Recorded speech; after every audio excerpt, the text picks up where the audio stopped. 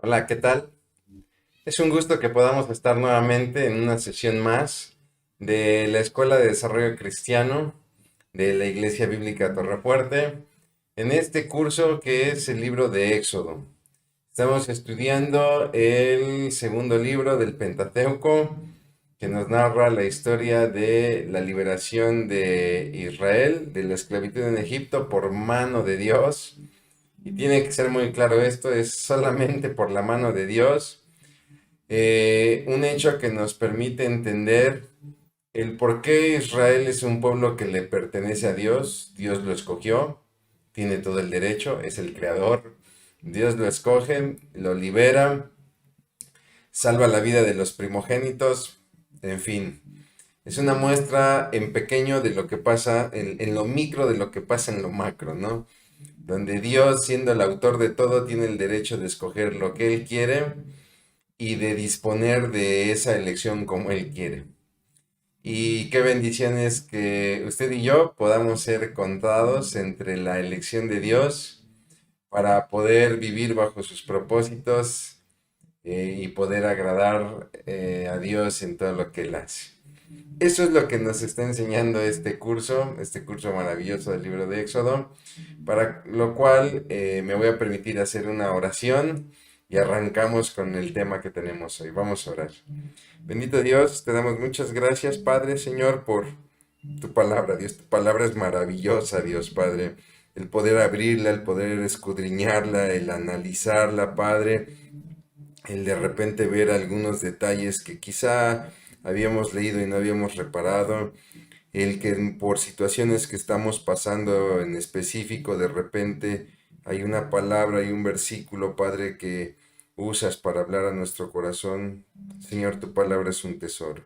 Gracias por este curso, gracias por los medios, por la disposición de los medios, de los recursos, Padre. Señor, lo ponemos todo en tus manos, pidiéndote que nos ayudes, Padre, Señor, a llevar a cabo esta sesión, Padre, bajo tu bendición, Padre, Señor, bajo tu guía. Te damos gracias en el nombre de Cristo Jesús. Amén.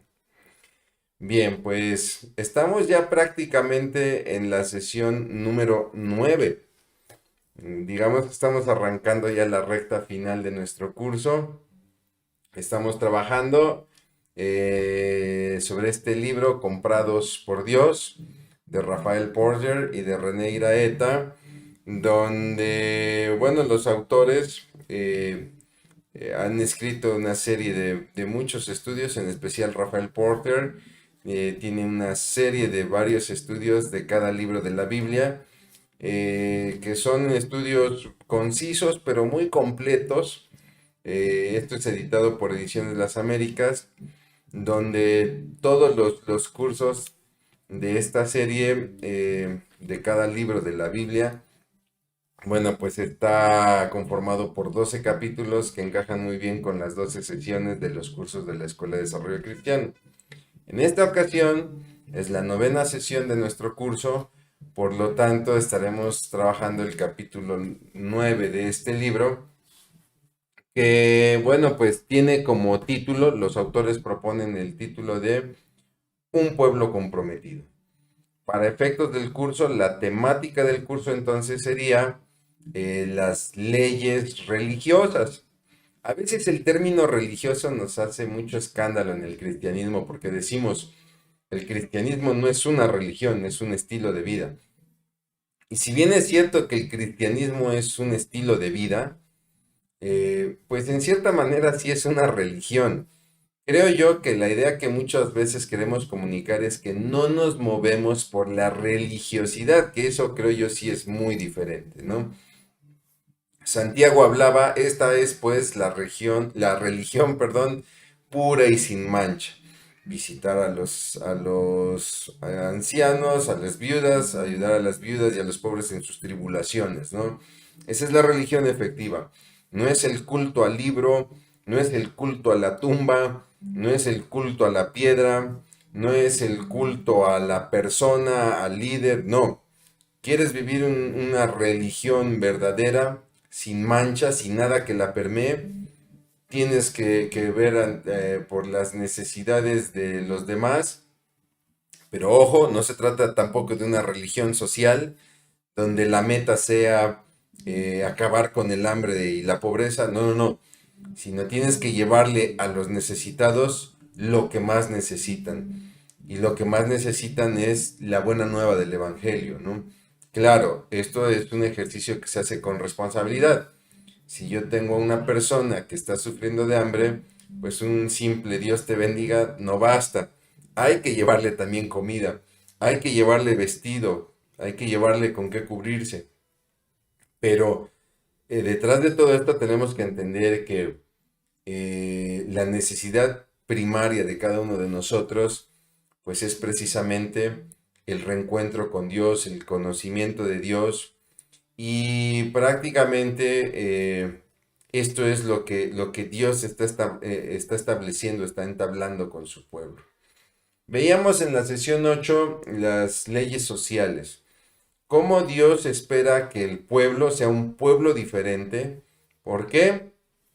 Porque vienen de una esclavitud con un pueblo pagano, que no conoce a Dios, que no tiene temor de Dios, que no tiene la intención de conocer a Dios, y llegará a regiones donde pues no son muy diferentes, ¿no? Mucha idolatría, prácticas terribles. Vamos a ver más adelante que Israel ocupará la región de Edom o la Idumea, pero también la región de los moabitas, de los amorreos, de los fereceos. Y por ejemplo, una práctica de los moabitas era ofrecer a los hijos al dios Moloch, un dios labrado en bronce. Era una estatua de bronce con una boca muy grande, abierta. Y entonces esa figura de bronce era en realidad un horno, una figura, pues no sé si describirlo como humana, porque no se veía humana, ¿no? Discúlpeme usted mi expresión, pues es como un monstruo, hueco, donde adentro tenía carbón, donde se encendía el carbón o leña, ¿no? Y entonces los niños, los recién nacidos, eran arrojados por la boca de este ídolo, ¿no? Para tratar de aplacar la ira, para tratar de aplacar el hambre. Era el dios del hambre. Entonces, si este dios, el dios Moloch, tiene hambre, pues nos puede castigar, por lo tanto hay que aplacar su hambre y hay que darle de comer. Y pues casualmente su dieta son niños recién nacidos, ¿no? Terrible, ese es el grado de corazón del hombre, ¿no? De repente vemos estas situaciones, nos espantan, nos incomodan, pero no olvidemos que nuestro corazón puede llegar a tener esa capacidad. Es gracias a Dios que en ese sentido, bueno, pues Dios es el que nos ayuda a caminar en sus caminos y no caminar en nuestras depravaciones, ¿no? Y entonces lo que Dios establece es toda una serie de leyes sociales, el trato con los esclavos, el trato con los siervos, en fin, ¿no? Y bueno, pues lo que Dios quiere es hacer un pueblo diferente. Lo que Dios espera es que Israel sea diferente para que sirva de testimonio a las otras naciones. ¿Qué lo hace diferente? Su relación con Dios, que no es la misma relación de otros pueblos con sus dioses, ¿no? Y la relación entre ellos mismos, la relación con el esclavo, la relación del trato con la mujer, la relación en cuanto a lo jurídico.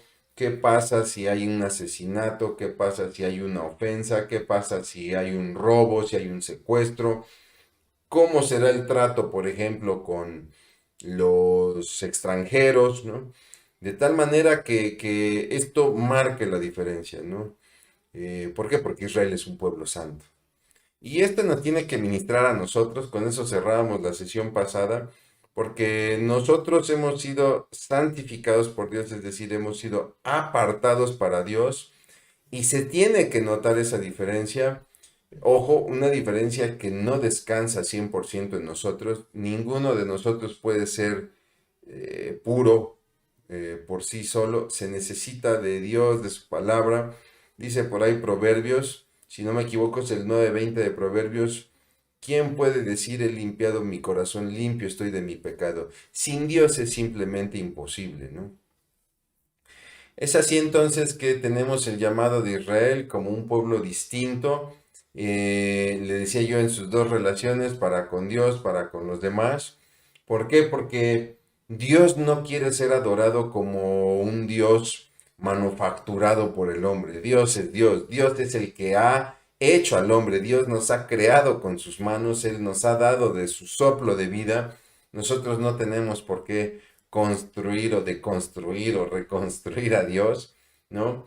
Y bueno, pues en esta sesión, la sesión número 9, hablaremos ahora de las leyes religiosas, de las leyes que tienen que ver con la relación con Dios, ¿no? Donde podemos ver un compromiso ético, pero no en la ética humana, no en esta ética o en esta moral que dicta el hombre. La sociedad tiene muy en boga el asunto de la moral y de la ética, pero si lo analizamos, muchas de las éticas morales prácticamente tienen un corte o un origen humanista, ¿no? Y si bien es cierto que en muchas de ellas se habla del respeto, se habla de igualdad, etcétera, también podemos ver que muchas de ellas manejan situaciones no tan balanceadas, si me permite el término, en cuanto a situaciones de tolerancia, en situaciones de igualdad. De repente ya no es clara la igualdad y resulta que la igualdad de repente se vuelve una competencia, etcétera. ¿Por qué se da este problema? Porque tratamos de establecer lo ético y lo moral a partir del hombre, y el hombre es imperfecto. Basta leer la Biblia, basta leer a Pablo en Romanos 7 y 8, basta leer a Agustín de Hipona, por ejemplo, en sus confesiones, para ver cómo es el hombre, cuál es su verdadera naturaleza. Basta ver la historia, basta ver, pese a que en el siglo XIX, inicios del XX, filósofos intentaron matar a Dios diciendo que era una idea absurda y que el hombre es producto de una evolución, de un superhombre, de un Zaratustra. Pues dos guerras mundiales vinieron a demostrarnos nuestra capacidad destructiva, nuestra capacidad, es esta voracidad que tenemos, es una voracidad indolente donde yo puedo devorar a las personas simplemente por seguir mis deleites y mis apetitos, ¿no? Entonces, no sirve una ética construida desde la perspectiva humana, aunque suena muy hermoso. El hombre no es el centro de las cosas, no es el punto de referencia, como lo había dicho el filósofo griego. eh, Esto de que el hombre es la medida de todo en todas las cosas, pues no realmente, porque el hombre es imperfecto, pero Dios no, Dios es perfecto, Dios es mi mejor referencia para, en base a Dios, a partir de Dios, a partir de su perfección, a partir de su bondad, a partir de todos sus atributos, yo pueda entonces empezar a conocer una ética, no a crearla, porque nosotros no creamos a Dios. Dios ha establecido su ética, su propia moral, una moral, podríamos llamarla divina, que esa sí nos puede ser efectiva. ¿Por qué? Porque en Dios no hay error. Entonces, obviamente estas leyes que vamos a ver, estas leyes religiosas, pues nos hablan sobre todo de compromiso, y hablaremos ya no tanto de un pueblo justo. Veíamos la sesión pasada con las leyes sociales, que el propósito de estas leyes sociales era mostrar la justicia y la santidad divina, ¿no? Ahora estas leyes están más enfocadas hacia un compromiso en la relación yo con Dios o Dios conmigo, ¿no? Y entonces arrancamos lo que sería el capítulo 23 con las reglas del sábado. Primero habla acerca de 6 años de trabajo para la tierra, y el séptimo año la tierra deberá descansar. Todo esto tiene un propósito, ¿no? No es una medida comunista, no es una medida donde hay intereses políticos o hay intereses eh, de dirigentes particulares. No, lo que Dios está pidiendo es que 6 años la tierra sea labrada, sea trabajada, pero un año, el séptimo año, la tierra no debe ser arada, no debe ser sembrada, no debe ser cosechada. ¿Por qué? Porque la tierra mm, debe descansar. Y aclaro con esta situación. No es que la tierra se canse, ¿no? Esto es un modismo hebraico el decir que la tierra descanse. Realmente el que tiene que descansar es el hombre, pero no estoy hablando de descansar, de tomarse un descanso, ¿no? De tomarse un año sabático, no. Tiene el hombre que aprender a depender de Dios. 6 años el hombre podrá trabajar y el séptimo tendrá que aprender a depender solamente de Dios, ¿no? Es una situación complicada. Eh, Viene una pandemia en el 2019-2020 por el COVID, donde, me atrevo a decirlo así, obligatoriamente muchas personas tuvieron que parar, tuvieron que detener sus actividades económicas, cerrar un negocio, eh, en fin, cerrar todo tipo de comercialización. Algunos lo hicieron por línea, pero todos aquellos que, por ejemplo, tenían un restaurante, por ponerle un ejemplo, pues tuvieron que cerrar el negocio. Los que tuvieron peluquerías, etcétera, pues era imposible cortarse el cabello por internet, ¿no?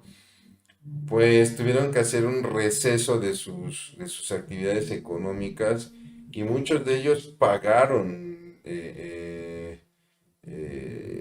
esta situación con el quiebre del negocio, con números rojos en las facturaciones y, bueno, pues tuvo que haber este cese de trabajo, ¿no? Una situación muy difícil que creo yo nos enseñó a muchos de nosotros o nos recordó que en realidad dependemos de Dios, que Dios es el que alimenta las aves, que Dios es el que viste los lirios del campo y que por mucho que tengamos hechos nuestros planes, eh, siempre vamos a depender de Dios, ¿no? Es un ejercicio para el pueblo de Israel donde Israel en un séptimo año tiene que aprender a descansar en la dependencia de Dios. Dios fructificará durante 6 años, es cierto, el hombre lo trabajará, pero Dios fructificará y fructificará de tal manera que alcanzará para cubrir ese séptimo año. ¿Recuerda usted el pasaje del maná? Podrás recoger el maná 6 días. Cada día recogerás la porción que te toca para ese día, ¿no? Inmediatamente lo cocerás y lo consumirás durante el resto del día. No guardes nada para mañana. Mañana tendré otra provisión, ¿no? Pero el sexto día recogerás el doble. ¿Por qué? Porque el séptimo día no caerá rocío de maná. Deberás guardar reposo. Deberás confiar en mi provisión. Y nos dice la narración del Pentateuco que efectivamente el sexto día recibían una porción doble para sustentar también el séptimo día, ¿no? Entonces, seguramente no me extrañaría que el quinto año, finales del quinto año, todo el sexto año, pues la tierra tendría un excedente de cosecha para poder ser sustentado el séptimo año, ¿no? No solamente eso, sino que no se trabajará la tierra, no se labrará, no se cosechará, ¿no? Y se permitirá, perdón, que los pobres puedan tomar de los frutos que hayan quedado en los sembradíos, en los árboles frutales, etcétera, ¿no? Un detalle que se tiene para con los necesitados, que siempre están en la mira de Dios, ¿no? Y no solamente eso, sino que también es un descanso para las bestias, para los animalitos, es un descanso de trabajo también durante un año y también es un periodo de refrigerio y de alimentación para los animalitos, ¿no? Después del pasaje nos habla ahora de la semana, donde 6 días se trabajarán, ¿no? ¿Para qué? Pues para que la persona pueda tener el sustento, el beneficio propio, pero el séptimo día es para el Señor. Es decir, es un día donde la persona descansa y descansan también los animalitos y donde en el corazón la persona debe de aprender a confiar en Dios. Esto también será una oportunidad de descanso para los esclavos, ¿no? Donde también los esclavos deben de descansar. Note usted la diferencia de trato con respecto a la esclavitud, diferente a otros pueblos. En otros pueblos ni de broma iban a darle descanso a los esclavos, ¿no? Y yo sé que usted me puede decir, hermano, es que la esclavitud está mal. Le repito, es que nosotros lo estamos viendo con ojos, con una visión contemporánea, ¿no? Pero estamos hablando de un tiempo donde la esclavitud era pues parte de lo cotidiano. Nos hace mucho escándalo el término esclavo porque inmediatamente lo relacionamos con la esclavitud del siglo XIX, con este maltrato que se hacía, por ejemplo, a la gente de la región de África que fue traída a América, por ejemplo, o llevada a Europa, donde los llevaban en condiciones terribles, ¿no? No es algo parecido a lo que sucede en Israel. En Israel, si leemos los pasajes donde están los siervos, y habló el esclavo, ¿no? Mi señor, yo sugiero que, o sea, se entiende que el esclavo era un siervo que tenía una cierta posición, una cierta confianza y un trato benevolente, ¿no? Le repito, como decía yo en la sesión pasada, claro que seguramente hubo casos donde hubo maltrato de siervos, pero no era el común, ¿no? Entonces, este séptimo día de reposo también era para que los siervos descansaran, dice ahí una de las versiones para refrigerio de los siervos, ¿no? Y cierra el pasaje, este pasaje, con una idea totalmente radical. No debes de mencionar otros dioses. O sea, ya no hablemos de no construir otros dioses, de no adorarlos, ni siquiera tienen que ser mencionados, ¿no? Este es un pasaje muy interesante porque si bien es cierto que nosotros por lo que vivimos actualmente, nuestras actividades económicas, etcétera, pues muchas veces tenemos que trabajar todos los días. Creo yo que sí nos debe de dejar la enseñanza de la importancia de repente no engancharnos tanto en las cosas y aprender a confiar un poco en Dios. Creo yo que un ejercicio muy bueno es el del diezmo, el de la ofrenda. Cuando yo ofrendo en la iglesia, yo diezmo en la iglesia, donde yo tengo que aprender a confiar en Dios. La iglesia tiene que aprender a confiar en Dios. Es decir, la iglesia no debe de extorsionar a la gente, no debe de torcerle el brazo con amenazas de fe. Es que mira, si no das tu ofrenda, no sabes, yo conocí una persona que le fue muy mal, de que dejó de dar su diezmo. No, eso no es correcto. La iglesia tiene que aprender también a confiar en el Señor, pero las personas tenemos que aprender también a separar un poco de lo que ganamos y entregarlo al Señor. Y yo sé, mi hermano, mi hermana, que si hacemos cuentas no nos dan, pero es parte del ejercicio. Le pongo este ejemplo de la ofrenda, pero se me ocurren muchos, ¿no? Está el ejemplo del tiempo. Tenemos que aprender a separar tiempos para leer la palabra, para orar a Dios. Hermano, es que todavía me falta mucho por entregar en mi trabajo, me falta mucho por trabajar con mis hijos, etcétera. Yo lo sé, yo sé que no hay tiempo que alcance, pero tenemos que aprender a confiar en Dios. Esto creo que es un ejercicio muy interesante, una enseñanza maravillosa que nos deja precisamente el reposo del Señor ilustrado en el séptimo día, en el Sabbat. De ahí el pasaje nos habla de las tres fiestas anuales, que son fiestas cuyo propósito es rememorar lo que Dios hizo en el pasado, ¿no? Son fiestas para agradecer por lo que Dios ha hecho en el pasado y por lo que va a hacer en el futuro, ¿no? Es decir, por la liberación de la esclavitud en Egipto y por lo que vendrá, que será la ocupación de la tierra prometida, ¿no? Estas fiestas anuales, es decir, deberán de ser observadas cada año. Menciona el libro las tres fiestas.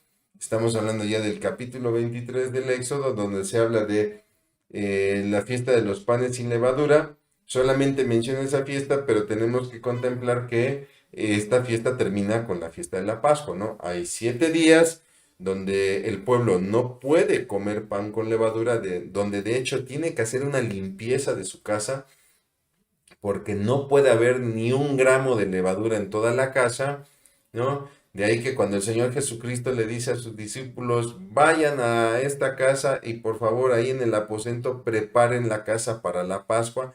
A eso se refería el Señor Jesucristo, o sea, vayan y hagan limpieza porque no puede haber ni un gramo de levadura, ¿no? Esa era parte de la fiesta del Matzah o Metzá, que es precisamente la fiesta de los panes sin levadura. Es un periodo de 7 días donde no se cocina con levadura y donde hay que limpiar todo rastro de levadura, normalmente en el mes de Aviv o de Nisan, ¿no? Y rememora la salida de Egipto. Es el aniversario de la salida de Israel de Egipto, ¿no? La otra fiesta, dice la palabra de Dios que es de los primeros frutos. Nosotros lo conocemos como las semanas, ¿no? La fiesta de las semanas. El nombre en hebreo es Shavuot, perdón. Disculpe usted mi hebreo. Shavuot es el nombre de la fiesta de los primeros frutos de las semanas. Es prácticamente, si no me equivoco, el de las gavillas de cebada. Donde, bueno, pues tenían que pasar, esta se celebraba a los 50, bueno, 49 días de la Pascua, ¿no? Contará 7 semanas y al siguiente día, 7 semanas son 49 días, contarás estas 7 semanas y al siguiente día celebrarás los primeros frutos, que da un total de 50 días, de ahí que viene el nombre en griego Pentecostés, la fiesta del Pentecostés, se celebra solamente un día. Podría ser, dependiendo de cuándo se había celebrado la Pascua, si en Aviv o Nisan, bueno, pues esta se celebraba en el mes de Kislev o Sivan, ¿no? Y en este caso son las primeras gavillas de trigo. Disculpe, yo le había dicho que de cebada, pero no, estas son las primeras gavillas de trigo. Y bueno, pues de ahí la otra fiesta, la tercera fiesta anual que menciona el pasaje, es la fiesta dice la palabra de Dios, de la cosecha o de las últimas cosechas. Después, cuando se institucionalice esto, bueno, no que se institucionalice, discúlpeme, no es una institución. Cuando se establezca esto a más detalle, ya lo veremos con el nombre de la fiesta de los tabernáculos.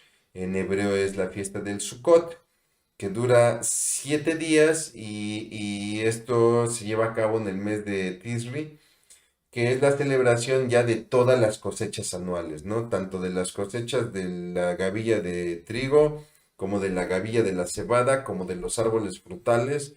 Eh, para ser más específico, el más importante son dos, los frutos de árbol, perdón, discúlpeme, son tres, que es la higuera, el higo, obviamente el olivo, ¿no? Y la vid, ¿no? La uva. Son los tres frutos más importantes, que junto con los dos cereales, que es el trigo y la cebada, pues es prácticamente la base de alimentación y la base fuerte de la economía de Israel, ¿no? Reflejadas en estas tres fiestas de gratitud, gracias a Dios, tenemos cosecha, tenemos fruto, tenemos cosecha de una tierra que nos fue dada cuando antes éramos esclavos. La verdad es que el contexto de estas fiestas es maravilloso. Yo le invito a que estudie usted el trasfondo de estas fiestas.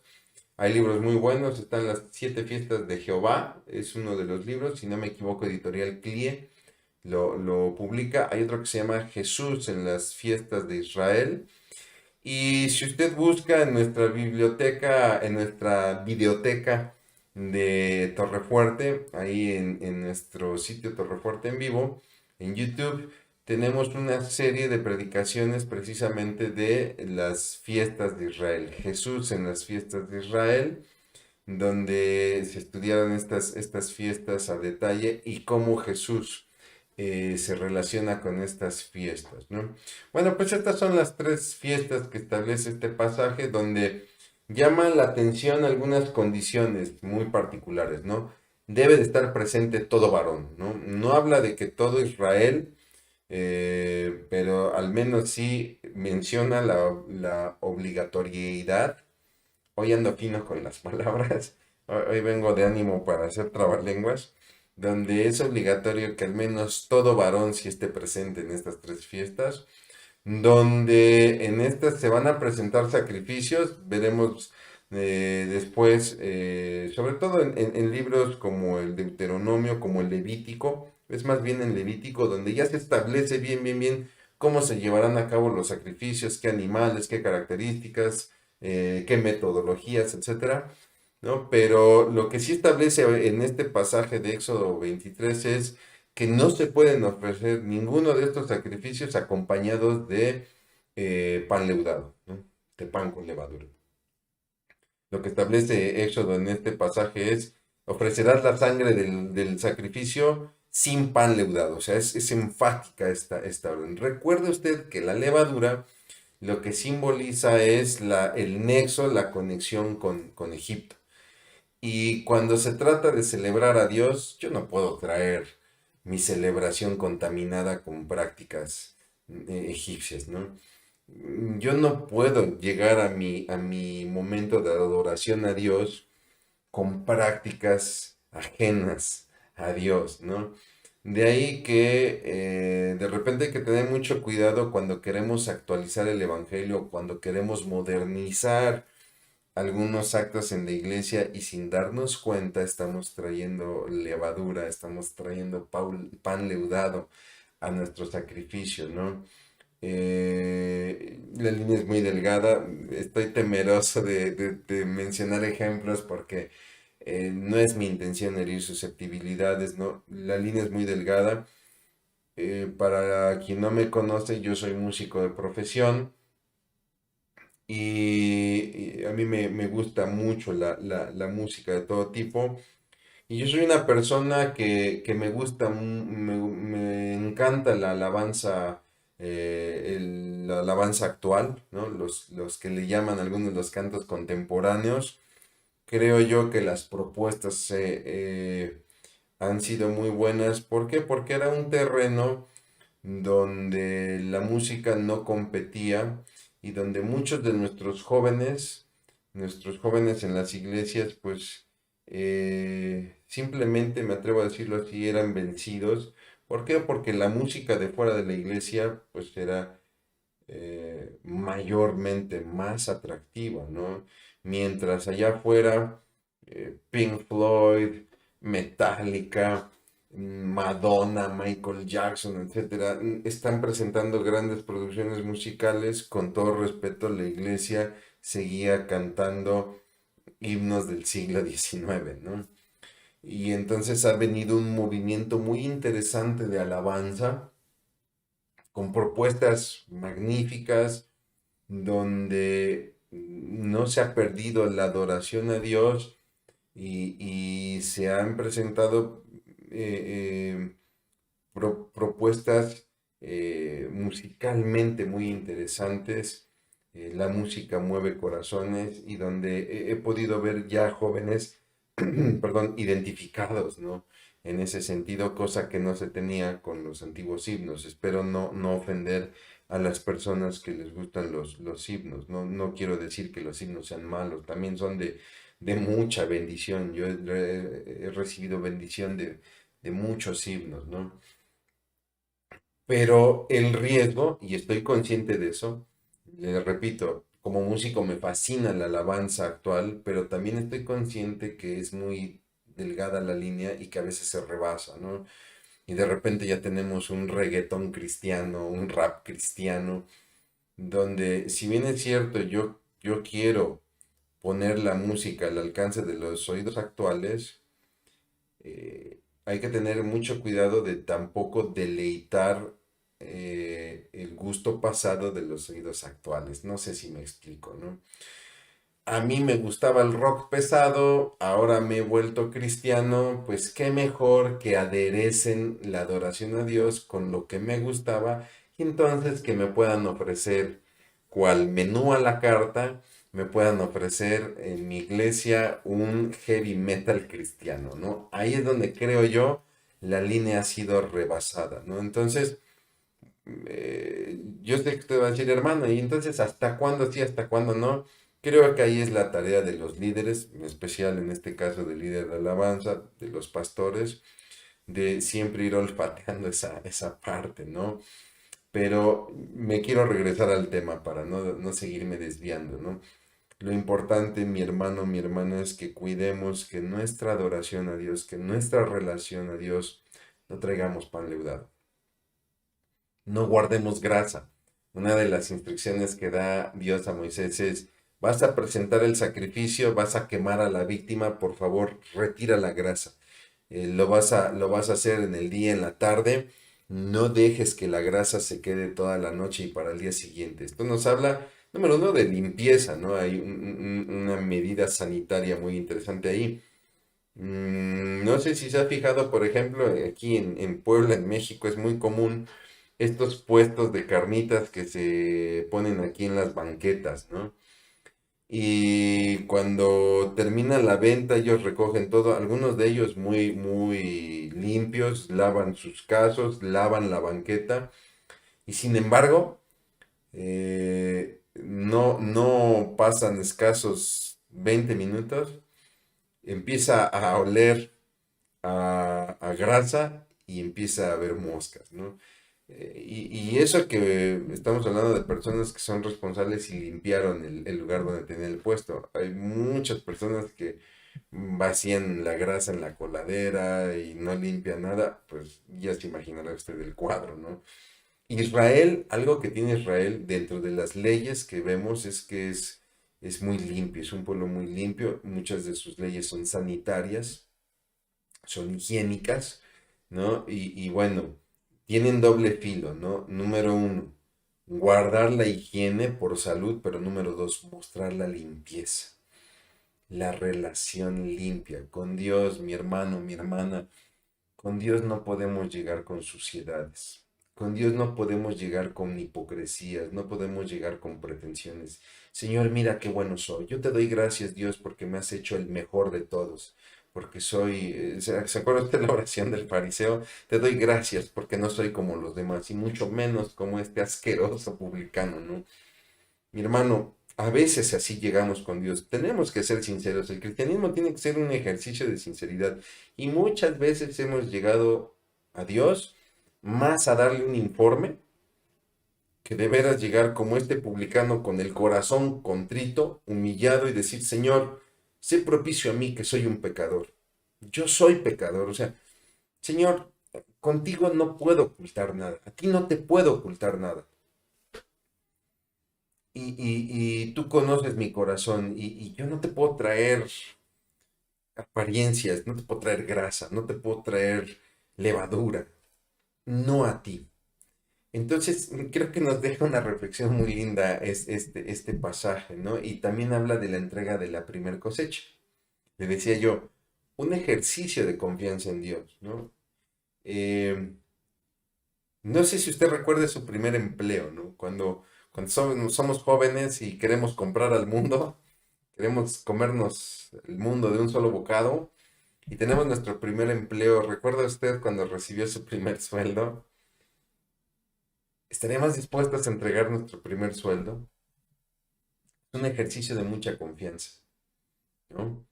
Imagínese lo que representaba para una persona el entregar su primer cosecha. Sin embargo, Dios muestra su respaldo, ¿no? Es un ejercicio de entrégame y te doy. Ojo, ojo, no es una condición. Yo, mi hermano, mi hermana, usted lo sabe, en la Iglesia Bíblica Torrefuerte no buscamos torcerles el brazo. Hermano, si tú le entregas tu dinero, Él te va a bendecir. No, no funciona así. Ese no es la esencia ni el mensaje del Evangelio, ¿no? La postura de Dios no es de simplemente dame para que yo te dé, ¿no? La postura de Dios es suelta y confía en mí. A mí me gusta ponerlo, discúlpeme, me gusta ponerlo con este ejemplo. Seguramente usted ha aprendido a nadar o ha tomado alguna lección de natación. donde le pueden poner su flotador, sus flotadores, su tablita, su llanta o su salvavidas, ¿no? Sus aletas, sus gogles. Y lo va llevando el instructor, le va diciendo cómo patalear, cómo bracear. Pero si en verdad mi hermano, usted quiere aprender a nadar, tarde o temprano tendrá que soltarse. Y cuando nos va agarrando el instructor, ¿no? Nos suelta, entramos en una desesperación, ¿no? Cuando lo gracioso es que el cuerpo por sí solo flota, ¿no? Entonces, mi hermano, ¿por qué me ahogo? Pues porque en mi desesperación yo ejerzo movimientos bruscos que lo que hago realmente es nadar hacia adentro, ¿no? Pero si yo me suelto, floto, ¿no? Y esto lo quiero llevar muchas veces a este tipo de situaciones, donde si yo aprendo a soltar las cosas, yo puedo ver que Dios me sustenta. Le repito, Dios alimenta a las aves, Dios viste a los lirios del campo. ¿No valemos más que las aves y que los lirios? Entonces, creo yo es un ejercicio muy interesante de confianza en Dios, ¿no? Le presento aquí un cuadro rapidísimo con las fiestas. Están aquí todas las fiestas. Este es el calendario hebreo o el calendario judío. Aquí está el primer mes, ¿no? El primer mes que es Nisan o Aviv, donde se celebra precisamente la Pascua, ¿no? Aquí tenemos la fiesta de la Pascua y de los panes sin levadura, ¿no? Y después vendrá la que le decía yo, de las 7 semanas a los 50 días en el mes de Sivan, lo que sería la fiesta de el Pentecostés, ¿no? O el Shavuot. Y de las 3 fiestas que estamos hablando, sabemos que hay más fiestas. Usted puede ver aquí la de las trompetas. Está, por ejemplo, la fiesta del Hanukkah. Está la fiesta del Purim, que son fiestas que vinieron después. El Hanukkah vino con la situación de los macabeos, la liberación de los macabeos. Antes, con los hechos registrados por los actos de Esther, de la reina Esther, viene la fiesta del Purim, ¿no? Pero la que nos ocupa son estas 3, la fiesta de la Pascua, la del Pentecostés y la fiesta de los tabernáculos, ¿no? La fiesta del Sukkot. Se llama de los tabernáculos porque recuerde que ellos hacen enramadas y ese día ellos duermen ahí recordando que algún tiempo tuvieron que dormir en tiendas cuando eran peregrinos en el desierto, ¿no? Y bueno, pues es una manera de agradecer por las cosechas de todo el año, ¿no? Bien, bueno, seguimos adelante entonces porque termina el capítulo 23 con la dirección del ángel de Jehová, el ángel del Señor, donde Dios establece que les va a entregar una tierra prometida, pero que serán guiados por el ángel del Señor. Cuando nosotros vemos el ángel del Señor o el ángel de Jehová, tenemos que tomar en cuenta que esto se denomina una cristofanía. Cristofanía significa una forma de, la forma de Cristo, o sea, Cristo representado en la forma de algo, ¿no? Entonces, el ángel de Jehová es Cristo, ¿no? Es Cristo representado como un ángel de Dios. Cristo no se había revelado a la gente en el Antiguo Testamento en forma de hombre, ¿no? Esto sucede en el Nuevo Testamento. Entonces, Cristo se revela a los hombres, se aparece a los hombres en forma de ángel y se le conoce, note usted que siempre está la diferencia. No es lo mismo cuando el narrador bíblico nos dice, y se me apareció un ángel, cuando dice, se me apareció el ángel de Jehová. Note usted que cuando se aparece un ángel, el ángel no recibe adoración, no permite que reciba adoración. El ángel de Jehová recibe adoración, ¿no? Entonces, de hecho, en el pasaje, si usted puede leer el pasaje o si va siguiendo este curso leyendo el pasaje, podrá ver que de hecho lo que pide Dios es que la gente obedezca al ángel de Jehová, ¿no? Ojo, muchas veces Dios envía ángeles, mensajeros, pero no pide que la gente se sujete o se someta o obedezca a los ángeles. Pide que se sometan al mensaje del ángel. O sea, sométete al mensaje de Dios, sométete a Dios, al Dios Padre, ¿no? No al ángel, el ángel es un simple mensajero. Pero en esta ocasión Dios está pidiendo la sujeción, la obediencia al ángel de Jehová, ¿no? Si el pueblo obedece, entonces él va a tener victoria sobre los pueblos que va a ocupar y va a tener dominio sobre esos territorios, ¿no? Y nuevamente vuelvo a hacer un llamado a la destrucción de todo ídolo, de todos los ídolos que encuentren ahí, que había dicho ni siquiera los mencionen, ¿no? Hace un apunte muy interesante este pasaje porque dice que habrá un dominio de la tierra, pero que este dominio será gradual. Habla de un año, dice al menos en un año no los destruirás por completo, los irás destruyendo poco a poco. Y esto, mis hermanos, es una muestra de protección. ¿Por qué? La misma Biblia lo establece, ¿no? Lo que pasa es que si destruyes al enemigo por completo, es mucho territorio, ustedes son poca gente, y entonces las bestias salvajes se empezarán a multiplicar y los van a terminar matando, ¿no? Entonces, vas a ocupar la tierra, vas a destruir al enemigo poco a poco, de tal manera que conforme tú vayas creciendo, vayas teniendo dominio y no se multipliquen las bestias salvajes, ¿no?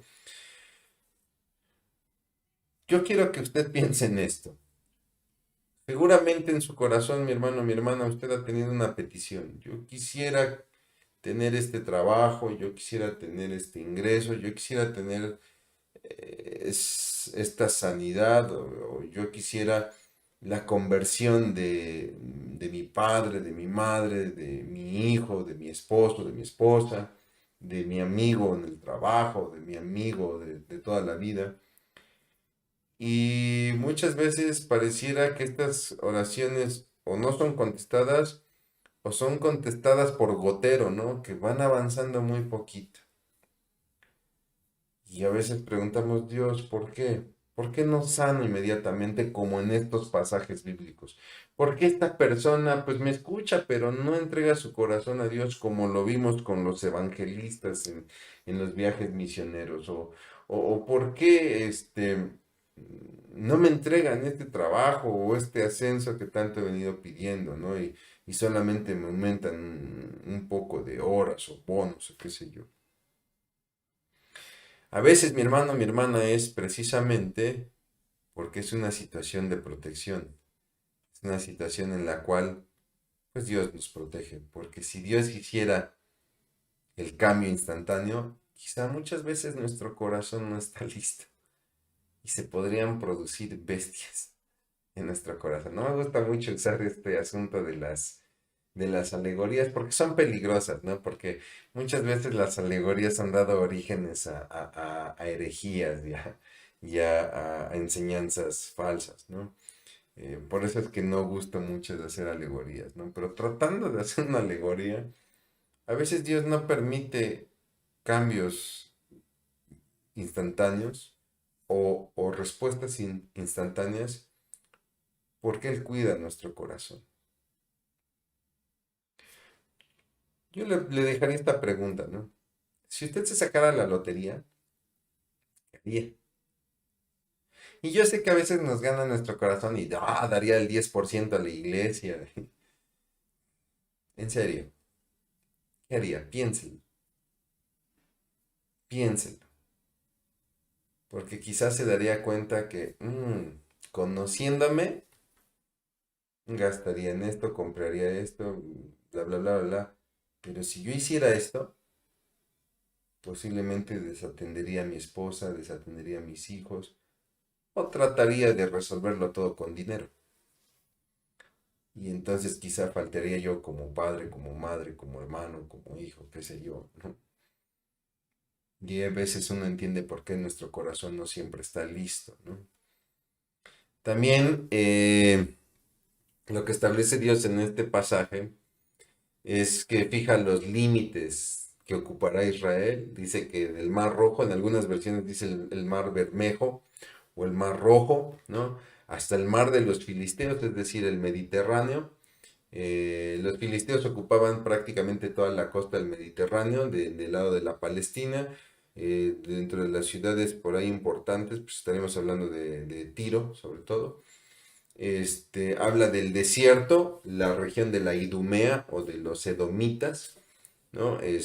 Hasta el Éufrates, hacia el norte, ¿no? Más o menos por donde quedaría Dan. Y lo que dice Dios es, vas a entrar a esta tierra, por favor, obedece al ángel de Jehová y no hagas alianza con los pueblos y mucho menos con sus dioses.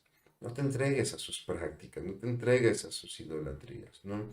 Demuestra usted aquí este mapa donde está la ocupación. Esta ya es la ocupación, podemos decirlo, de tiempos de Josué. Está la distribución de las tribus, de las 12 tribus. Obviamente esto viene mucho después, pero lo que Dios estableció es precisamente del Mar Rojo, que anda por aquí abajito, ¿no?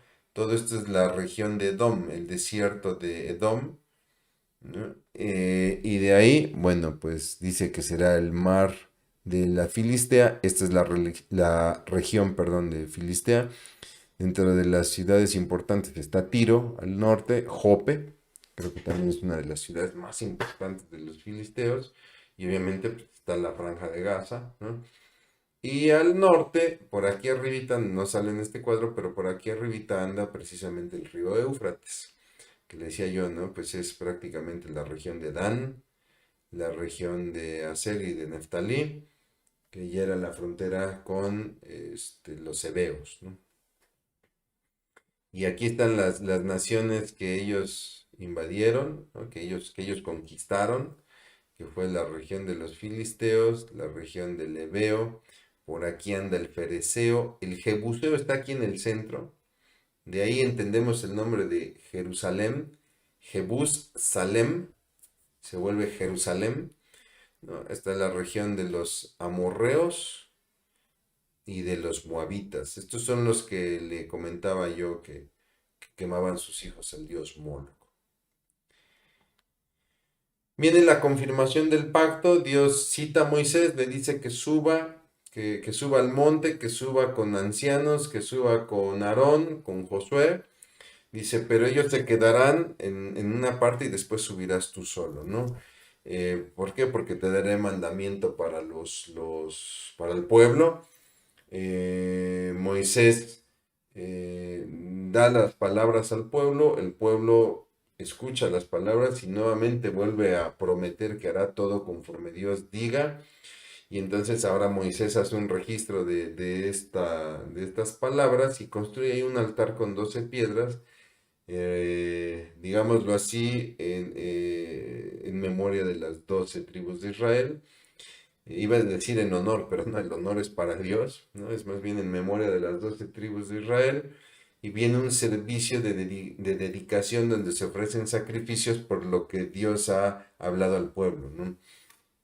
Entonces ahora Dios llama a Moisés para que le entregue unas tablas de piedra, ¿no? Donde, perdón, si no me equivoco, aquí son todavía unas tablas de madera donde suben Moisés y Josué, su ayudante, se quedan Aarón, Hur y el resto de los ancianos, y dice que la nube cubre el monte, la gloria de Dios, la gloria manifestada en la nube cubre el monte, que lo que veía el pueblo era más bien fuego, ¿no? Pero realmente lo que cubre el monte es una nube y queda cubierto por 6 días y al séptimo día ya Dios le pide a Moisés que suba solamente él, ¿no? De ahí lo que nos dice el pasaje es que Moisés permanece 40 días arriba con Dios, seguramente recibiendo la ley, ¿no? Para cerrar, mi hermano. Vemos en este pasaje una relación especial entre el pueblo y Dios, como una relación especial que Dios quiere con usted y conmigo, ¿no? Donde nos va a enseñar el reposo, nos va a enseñar a confiar en Él. El reposo no es un descanso, hermano, hermana, no es una vacación, ¿no? No es un día feriado, no es un asueto. El reposo va más allá, es una renuncia a la autosuficiencia, y es un ejercicio de confianza en Dios. Dios establece fiestas para Israel para que Israel rememore lo que Dios ha hecho por ellos y tenga una gratitud y obviamente un contentamiento hay una entrega de sacrificios, ¿no?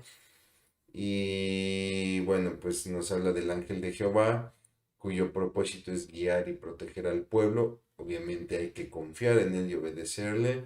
Y viene la renovación del pacto, ¿no? De este pacto de ley, donde hay un compromiso. De hecho, Israel responde, haremos todo lo que nos pidas. Cosa que nos lleva a preguntarnos estas tareas, estas preguntas, perdón, que se quedan de tarea, obviamente, para su corazón, ¿no? ¿Cómo está su relación con Dios, mi hermano, mi hermana?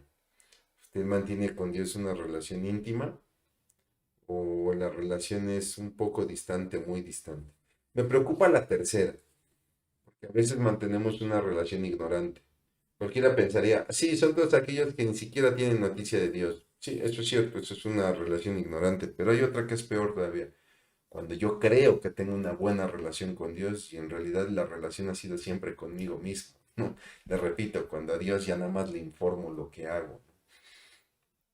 Confiamos totalmente en Dios. Y cuando digo totalmente es totalmente la enfermedad de mi hijo, de mi hija, la escasez en mi alacena, eh, en verdad está en manos de Dios, está puesto en manos de Dios mi día a día. Vivimos agradecidos por lo que Dios ha hecho con nosotros y lo que nos ha dado. ¿En verdad estamos caminando en sus caminos o simplemente le informamos de cómo andamos en los nuestros, ¿no? ¿En verdad vivimos bajo el señorío de Cristo o nosotros somos los forjadores de nuestro propio destino, como lo establece el humanismo? Es decir, ¿en verdad estamos comprometidos con Dios o Dios simplemente está siendo notificado de nuestros compromisos? Dios simplemente es un miembro más en nuestra agenda. Son palabras, mi hermano, mi hermana, que yo les suplicaría lleve usted a sus oraciones. Agradezco mucho, mucho el que se haya, pues el que haya compartido esta sesión, la sesión número 9 del libro de Éxodo. Vamos a terminar con una oración breve. Bendito Dios, Padre, te damos muchas gracias, Padre, por tu palabra. Señor, que podamos llevarnos atesorados, Padre, no solamente los datos, Señor, Padre, sino lo que tú quieres hablar a nuestros corazones. Te damos gracias, Padre, en el nombre precioso de Cristo Jesús. Amén. Mi hermano, mi hermana, le pediría encarecidamente que por favor siga usted leyendo el libro de Éxodo, siga usted meditando en la palabra y nos veremos muy pronto para lo que será nuestra 10ª sesión. Dios le bendiga.